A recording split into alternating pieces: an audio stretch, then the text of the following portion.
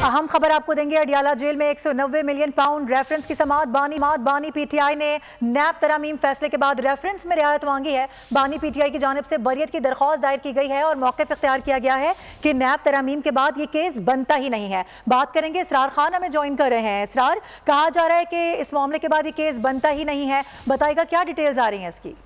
जी बिल्कुल, आज अडियाला जेल में 190 मिलियन पाउंड रेफरेंस की समाअत थी और आज की जो केस की जो खास बात है वो ये है कि जब नैब तरामीम का जो वो फैसला हुआ उसके बाद जो है ना, आज बानी पीटीआई की तरफ से मुगला ने जो है वो इस रेफरेंस के में जो है रियायत मांगने का फैसला कर लिया, जिसके बाद बानी पीटीआई ने 190 मिलियन पाउंड के जो रेफरेंस है उसमें बरियत के लिए जो है ना बाकायदा दरख्वास्त दायर कर दी गई है, जबकि बुशरा बीबी की ऑलरेडी बरियत की दरख्वास्त जो है वो दायर की जा चुकी है।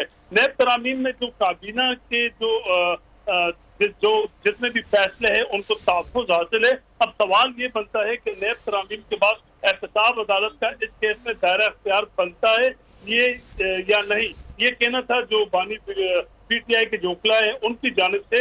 अगर अदालत का इस केस में दायरा इख्तियार है तो फिर बरियत की दरख्वास्त सुनी जा सकती है, ये कहना था नैब के जो प्रोसिक्यूटर थे उनकी जानिब से।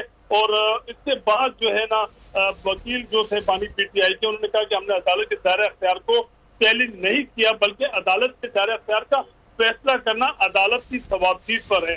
एहतसाब अदालत ने आज 190 मिलियन पाउंड रेफरेंस की समाअत में फिर 1.5 घंटे का वक्फा दिया और 1.5 घंटे के वक्फे के बाद बानी पीटीआई की जो बरियत की दरख्वास्त थी उस पर दोनों फरीकैन को नोटिस जारी करते हुए समाअत 10 सितंबर तक के लिए मुलतवी कर दी है।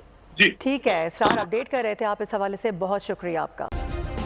सब्सक्राइब करें और बेल दबाएं ताकि कोई खबर रह न जाए।